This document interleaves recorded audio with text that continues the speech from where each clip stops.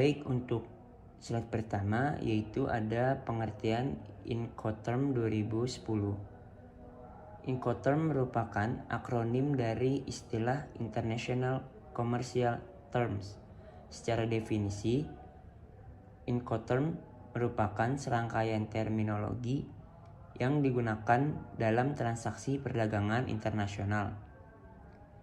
Incoterm ini merupakan seperangkat peraturan yang diterbitkan oleh institusi perdagangan swasta, International Chamber of Commerce atau ICC.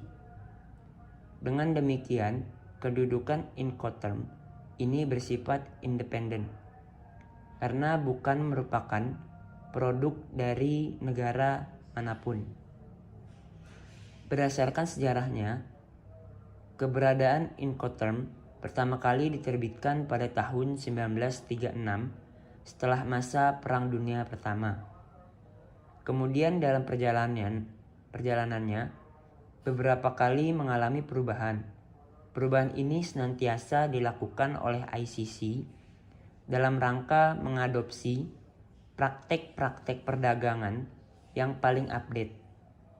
Perubahan pertama dilakukan pada tahun 1953 yang dikenal sebagai Incoterm 1953. Selanjutnya perubahan dilakukan secara rutin sehingga dikenal versi-versi Incoterm sesuai dengan tahun perubahannya, yaitu Incoterm 1967, Incoterm 1976, Incoterm 1980, Incoterm 1990 sampai 2000. Dan terakhir adalah Incoterm 2010 yang mulai diberlakukan sejak tanggal 1 Januari tahun 2011.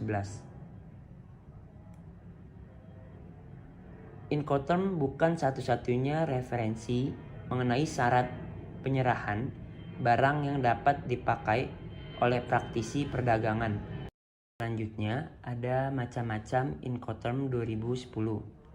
Incoterm 2010 merupakan bentuk penyesuaian terhadap Incoterm versi 2000 sejalan dengan perkembangan dunia perdagangan dan juga perkembangan teknologi. Pembagian klausul pernyataan penyerahan barang dalam Incoterm 2010 terbagi menjadi 2 kriteria. Yang pertama yaitu kelompok terminologi yang berlaku untuk semua mode transportasi atau disebut rule for any mode or modes of transport. Yang kedua, kelompok terminologi yang berlaku untuk angkatan laut dan sungai saja atau bisa disebut rules for sea and inland waterway transportation. Pengertian rules for any mode or modes of transport ini mengandung makna bahwa terminologi Incoterm dapat diimplementasikan untuk seluruh kategori media pengangkatan baik angkatan laut, sungai, udara, kereta api maupun angkatan darat lainnya. Dalam Incoterm 2010, term of delivery yang tergolong dalam kelompok ini adalah EXY, FCI,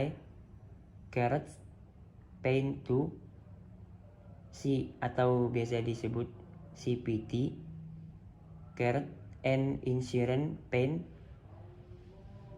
CIP, DAT, DAP, dan DDP. Selanjutnya yaitu ada EXY atau X-Works, yang mana artinya penjual hanya menyediakan barang untuk diambil oleh pembeli di tempat penjual itu sendiri atau di tempat lain seperti gudang, workshop, galeri, showroom, dan lain-lain. Penjual tidak bertanggung jawab atas pemindahan atau pemuatan barang ke alat transportasi. Siapapun yang mengambil barang tersebut dari tempatnya, termasuk juga segala prosedur ekspor. Segala biaya dan resiko terhadap kerusakan dan kehilangan barang beralih dari penjual ke pembeli pada saat itu dan di tempat itu. Serah terima barang antara eksportir dan importir terjadi pada tempat yang ditunjuk eksportir, seperti misal gudang atau tempat lainnya. Dengan serah terima ini, barang telah menjadi milik importir. Namun apabila dihendaki agar si penjual melakukan pemuatan barang ke suatu alat transportasi, maka hal ini harus disebutkan secara eksplisit dalam kontak pengurusan prosedur ekspor baik secara langsung maupun tidak langsung. Maka sebaiknya terminologi ini tidak dipakai. Jika hal ini demikian terjadi, maka sebaiknya terminologi yang dipakai adalah FCI yang membebankan kewajiban yang paling sedikit kepada penjual. FCA Free Carrier atau sebutan nama tempat, artinya penjual bertanggung jawab untuk mengirimkan barang ke pengangkut yang ditunjuk oleh pembeli ke tempat yang telah disetujui. Jika tempat pengiriman ini adalah tempat penjual itu sendiri, maka penjual bertanggung jawab sampai barang tersebut dimuat dalam alat transportasi milik pengangkut yang mengambil barang tersebut dari tempat jual. Namun bila tempat pengiriman bukan merupakan tempat penjual, maka penjual tidak bertanggung jawab untuk menurunkan barang tersebut dari alat transportasi yang mengantarkan barang tersebut ke tempat yang ditunjuk. FCA juga mewajibkan penjual untuk membereskan prosedur ekspor. Yang dimaksud sebagai pengangkut adalah setiap orang atau badan hukum yang berdasarkan suatu perjanjian pengangkutan berkewajiban untuk melakukan atau menyediakan jasa pengangkutan melalui jalur kereta api, jalan raya, udara, laut, perairan pedalaman, atau kombinasi dari cara-cara pengangkutan tersebut. Jika pembeli menunjuk orang lain selain pengangkut, maka penjual dianggap telah melaksanakan kewajibannya mengantar barang tersebut diserahkan kepada orang tersebut. Serah terima barang antara eksportir dan importir terjadi di atas alat angkut yang disediakan importir. Dengan serah terima ini, barang telah menjadi milik importir di atas alat angkut tersebut. Biaya-biaya yang ditanggung oleh eksportir antara lain: 1. Production cost, including profit, biaya produksi termasuk keuntungan yang diharapkan. Export packing, biaya-biaya pengepakan barang ekspor. Ekspor clearance, biaya pengurusan ekspor, izin ekspor maupun bentuk-bentuk kewajiban formal dari pemerintah. Inland freight atau ongkos pengangkutan transportasi di darat dari lokasi eksportir hingga ke pelabuhan atau terminal, bisa eksportir dan importir. Loading charge atau biaya pemuatan barang di pelabuhan keberangkatan. FAS atau yang disebut free alongside ship, artinya barang diserahkan penjual di samping kapal di pelabuhan muat yang disebut, sehingga tanggung jawab atas barang beralih dari penjual kepada pembeli sejak saat itu. Terminologi ini mewajibkan penjual untuk melakukan segala prosedur ekspor. Namun, apabila memang diinginkan agar pembeli yang berkewajiban dalam pengurusan prosedur ekspor, maka hal ini harus disebutkan secara eksplisit di dalam kontrak. Serah terima barang antara eksportir dan importir terjadi di sisi kapal pelabuhan eksportir. Dengan serah terima ini, barang telah menjadi milik importir di sisi kapal tersebut. Selain itu, ada juga biaya-biaya yang ditanggung oleh importir, antara lain: 1. Origin terminal charge atau biaya penanganan di pelabuhan keberangkatan. Kedua, insurance atau premi asuransi pengangkutan utama dalam jumlah minimum cover kecuali diperjanjikan lain. Ketiga, ada freight atau ongkos ongkos angkut perjalanan dari pelabuhan keberangkatan hingga sampai ke pelabuhan tujuan. Yang keempat ada destination arrival charge atau biaya-biaya penanganan kapal di pelabuhan kedatangan, namun tidak termasuk biaya bongkar. Selanjutnya ada unloading charge atau biaya pembongkaran barang dari sarana pengangkutan utama. Setelah itu, import custom clearance, biaya penyelesaian formalitas pabean impor seperti jasa PPJK, pengurusan lisensi impor, dan lain-lain. Selanjutnya ada duty and tax, pungutan bea masuk dan pajak-pajak dalam rangka impor. Yang terakhir ada delivery to destination, ongkos pengangkatan darat hingga sampai ke tempat tujuan importir. Selanjutnya, FOB atau Free on Board, sebutan nama pelabuhan muat. FOB atau Free on Board artinya peralihan segala risiko atas penjualan kepada pembeli terjadi ketika barang telah melewati rel kapal atau pagar pengaman kapal di pelabuhan muat dan berada di kapal yang telah disebutkan. Pengurusan prosedur ekspor berdasarkan terminologi ini dibebankan kepada penjual. Serah terima barang terjadi di atas kapal pelabuhan eksportir. Dengan serah terima ini, barang telah menjadi milik importir di atas kapal tersebut. Selanjutnya, biaya-biaya yang ditanggung oleh importir antara lain 1. Destination arrival charge atau biaya-biaya penanganan kapal di pelabuhan kedatangan namun tidak termasuk biaya bongkar. 2. Insurance atau premi asuransi pengangkutan utama dalam jumlah minimum cover kecuali diperjanjikan lain. 3. Freight atau ongkos angkut perjalanan dari pelabuhan keberangkatan hingga sampai ke pelabuhan tujuan.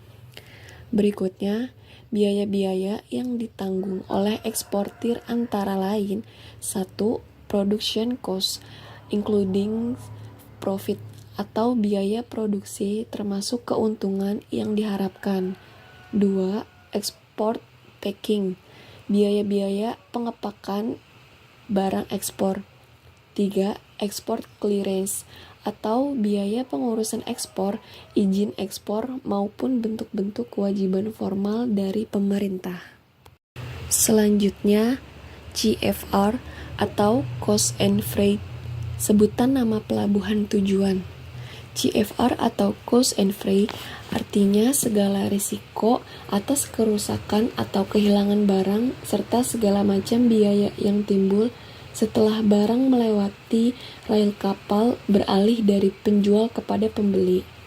Namun, berdasarkan terminologi ini, maka penjual berkewajiban untuk menanggung segala beban pengangkutan laut yang dibutuhkan agar barang sampai pada pelabuhan tujuan yang disebutkan. Terminologi ini juga mewajibkan penjual untuk melakukan ekspor. Serah terima barang terjadi di atas kapal pelabuhan eksportir, artinya barang telah menjadi milik importir di atas kapal tersebut. Berikutnya, biaya-biaya yang ditanggung oleh eksportir antara lain 1. Production cost including profit atau biaya produksi termasuk keuntungan yang diharapkan. 2. Export clearance, biaya-biaya pengurusan ekspor, izin ekspor maupun bentuk-bentuk kewajiban formal dari pemerintah. 3. Export packing atau biaya-biaya pengepakan barang ekspor. 4. Inland freight atau ongkos pengangkutan transportasi di darat dari lokasi eksportir hingga ke pelabuhan atau ke terminal. 5. Loading charge atau biaya pemuatan barang di pelabuhan keberangkatan. 6. Origin terminal charge, biaya penanganan di pelabuhan keberangkatan. 7. Freight atau ongkos angkut perjalanan dari pelabuhan keberangkatan hingga ke pelabuhan tujuan. Berikutnya, biaya-biaya yang ditanggung oleh importir antara lain 1.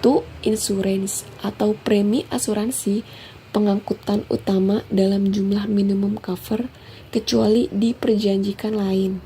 2. Destination arrival charge atau biaya-biaya penanganan kapal di pelabuhan kedatangan namun tidak termasuk biaya bongkar. 3. Unloading charge atau biaya pembongkaran barang dari sarana pengangkutan utama. 4. Import custom clearance, biaya-biaya penyelesaian formalitas pabean impor seperti jasa PPJK, pengurusan lisensi impor dan lain-lain. 5. Duty and tax atau pemungutan bea masuk dan pajak-pajak dalam rangka impor. Terakhir, kesimpulan, Incoterms adalah seperangkat aturan komersial atau perdagangan yang ditetapkan oleh Kamar Dagang Internasional atau ICC yang digunakan dalam kontrak penjualan internasional.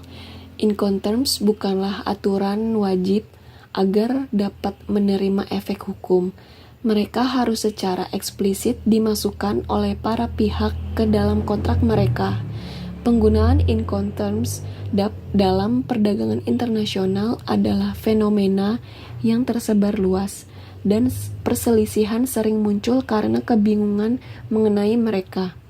Sebelum memasukkan Incoterms ke dalam kontrak, penting bagi para pihak untuk memastikan bahwa Incoterms memenuhi semua harapan dan kebutuhan mereka mengenai suatu masalah.